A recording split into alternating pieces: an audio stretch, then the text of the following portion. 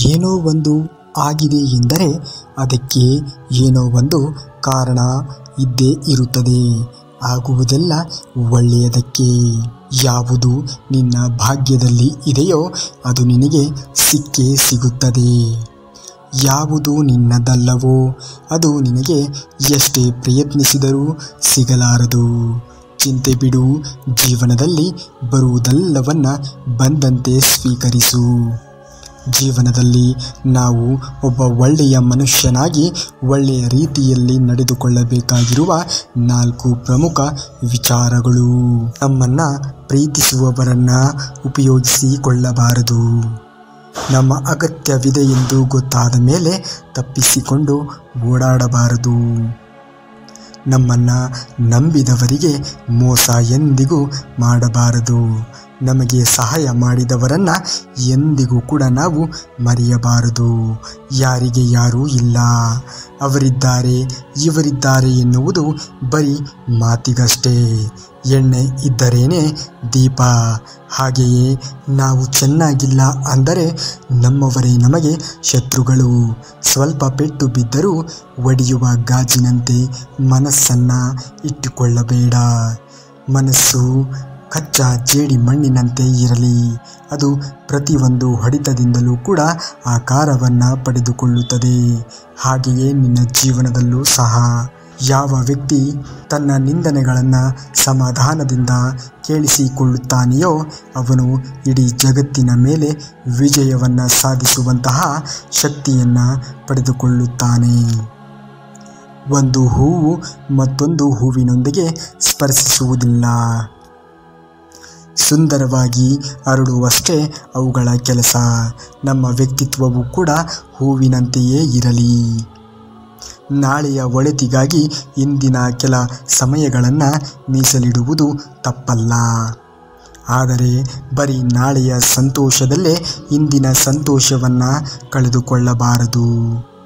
1000 ಕಾಗೆಗಳು ಕೂಡಿದರೇನಂತೆ, ಒಂದು ಕೋಗಿಲೆಯ ಧ್ವನಿಯನ್ನು ಸೇರಿಸಲಾಗುವುದೇ? 1000 ಜನ ಕೊಂಕು ಮಾತನಾಡಿದರೆ ಏನಂತೆ, ಒಬ್ಬ ಒಳ್ಳೆಯ ವ್ಯಕ್ತಿಯ ವ್ಯಕ್ತಿತ್ವವನ್ನು ನಿರೂಪಿಸಲಾಗುವುದೇ? ನೀರು ತಾನು ಹರಿಯುವಾಗ ಎದುರಿಗೆ ಬರುವ ಕಸ ಕಡ್ಡಿ ಕಲ್ಲು ಮುಳ್ಳುಗಳನ್ನು ಹೊತ್ತಿಕೊಂಡು ಹರಿದು ಸಾಗುತ್ತದೆ, ತನ್ನ ಗುರಿಯನ್ನು ತಲುಪುತ್ತದೆ. ನಾವು ಅಷ್ಟೇ. ಜೀವನದಲ್ಲಿ ಎದುರಾಗುವ ಅವಮಾನ, ತಿರಸ್ಕಾರ, ಕೊಂಕು ನುಡಿಗಳನ್ನು ಎದುರಿಸುತ್ತಾ ಸಾಧನೆಯ ಶಿಖರವನ್ನು ಏರಬೇಕು.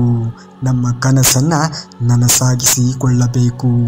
ನಂಬಿದವರ ಮನೆಯಲ್ಲಿ ವಿಷ ಕೊಟ್ಟರೂ ಕುಡಿಯಬಹುದು, ಆದರೆ ನಂಬಿಕೆ ಇಲ್ಲದ ಮನಸ್ಸುಗಳು ಅಮೃತ ಕೊಟ್ಟರೂ ಕೂಡ ಕುಡಿಯುವಂತಿಲ್ಲ. ಆದರೆ ಅಮೃತವನ್ನು ವಿಷವನ್ನಾಗಿಸುವ ಶಕ್ತಿ ಇರುವುದು ನಂಬಿಕೆಗೆ ಮಾತ್ರ. ಜೀವನದಲ್ಲಿ ತಪ್ಪು ಹೆಜ್ಜೆ ಇಡುವುದು ಸಹಜ. ಬೇಗ ಎಚ್ಚೆತ್ತುಕೊಳ್ಳುವುದು ಬುದ್ಧಿವಂತರ ಲಕ್ಷಣ. ತಪ್ಪಾದಾಗ ಕುರುಗುವುದಕ್ಕಿಂತ ಮುಂದೆ ತಪ್ಪಾಗದಂತೆ ನಡೆದುಕೊಳ್ಳುವುದು ಉತ್ತಮ. ಸಂತೋಷದಿಂದ ಇರುವವರ ಹತ್ತಿರ ಎಲ್ಲವೂ ಇರುತ್ತದೆ. ಅಂತಹ ಇದ್ದದ್ದರಲ್ಲೇ ತೃಪ್ತಿ ಕಾಣುವ ಗುಣವೇ ಅವರ ಸಂತೋಷಕ್ಕೆ ಕಾರಣವಾಗಿರುತ್ತದೆ. ಎಲ್ಲಿ ಸತ್ಯವಿದೆಯೋ ಅಲ್ಲಿ ಹಠ ಇರುತ್ತದೆ. ಎಲ್ಲಿ ಪ್ರಾಮಾಣಿಕತೆ ಇರುತ್ತದೆಯೋ ಅಲ್ಲಿ ಒಳ್ಳೆಯ ನಡವಳಿಕೆ ಇದ್ದೇ ಇರುತ್ತದೆ. ಎಲ್ಲಿ ಹೆಚ್ಚು ಪ್ರೀತಿ ಇರುತ್ತದೆಯೋ ಅಲ್ಲಿ ಕೋಪವೂ ಕೂಡ ಇರುತ್ತದೆ. ನೋವು ಮತ್ತು ಅವಮಾನ ಬದುಕು ಬೆಂದು ಹೋಗುವಂತೆ ಮಾಡುತ್ತದೆ. ತಾಳ್ಮೆ ಮತ್ತು ಧೈರ್ಯ ಬಿದ್ದ ಬದುಕನ್ನು ಎದ್ದು ನಿಲ್ಲುವಂತೆ ಮಾಡುತ್ತದೆ. ಮಳೆಯಿಂದ ಕೊಚ್ಚಿ ಹೋದ ಇರುವೆಗಳನ್ನು ಮೀನು ತಿನ್ನುತ್ತವೆ. ಅದೇ ನೀರು ಬತ್ತಿ ಹೋದಾಗ ಸತ್ತು ಬಿದ್ದ ಮೀನನ್ನು ಇರುವೆ ತಿನ್ನುತ್ತವೆ. ಅವಕಾಶ ಎಲ್ಲರಿಗೂ ಬರುತ್ತದೆ. ಆ ಸಮಯಕ್ಕೋಸ್ಕರ ಎಲ್ಲರೂ ಕೂಡ ಕಾಯಬೇಕು. ಬದುಕಿನಲ್ಲಿ ನಾಳೆ ಎಂಬ ಅವಕಾಶ ಯಾವತ್ತೋ ಇರುತ್ತದೆ. ಆದರೆ ನಿನ್ನೆ ಎನ್ನುವುದರಲ್ಲೇ ನಾವು ಕಳೆದು ಹೋಗಬಾರದು ಅಷ್ಟೇ. ಜೀವನವು ಪ್ರತಿ ಕ್ಷಣವೂ ಮೃದುತನದಿಂದ ಇರುವುದಿಲ್ಲ. ಕನಸು ಕಂಡವರಿಗಿಂತ ಕಷ್ಟಪಟ್ಟವರಿಗೆ ಬೇಗ ಅರ್ಥವಾಗುತ್ತದೆ. ಕನಸು ಜೀವನಕ್ಕೆ ಸ್ಫೂರ್ತಿ, ನಂಬಿಕೆ ಕೆಲಸಕ್ಕೆ ಸ್ಫೂರ್ತಿ, ಪ್ರೀತಿ ಹೃದಯಕ್ಕೆ ಸ್ಫೂರ್ತಿ. ಆದರೆ ನಗು ಎಲ್ಲದಕ್ಕೂ ಸ್ಫೂರ್ತಿ. ಅದರಿಂದ ಯಾವಾಗಲೂ ನಗು ನಗುತ್ತಾ ಬಾಳಿ. ಅರ್ಥ ಮಾಡಿಕೊಳ್ಳುವ ಮನಸ್ಸು, ಕ್ಷಮಿಸುವ ಗುಣ, ಕೈ ಜೋಡಿಸುವ ಸ್ನೇಹ, ಸಮಾಧಾನ ಮಾಡುವ ಒಂದು ಹೃದಯ ನಮ್ಮ ಜೀವನದ ನಿಜವಾದ ಆಸ್ತಿಗಳು. ಕಳೆದ ಸಂಗತಿಗಳನ್ನು ನೆನೆದು ದುಃಖಿಸುವುದರಿಂದ ಪ್ರಯೋಜನವಿಲ್ಲ. ಬದಲಾಗಿ ಅದು ಇಂದಿನ ಸಂತೋಷವನ್ನು ಕಳೆಯದಂತೆ ಬುದ್ಧಿಯನ್ನು ಎದುರಿಸುವ ವಿಶ್ವಾಸವನ್ನು ಹೊಂದೋಣ. ಜೀವನವು ಅನಿಶ್ಚಿತತೆಯಿಂದ ತುಂಬಿದೆ. ಆದರೆ ಪ್ರತಿ ಸೂರ್ಯಾಸ್ತದ ನಂತರ ಯಾವಾಗಲೂ ಸೂರ್ಯೋದಯ ಇರುತ್ತದೆ.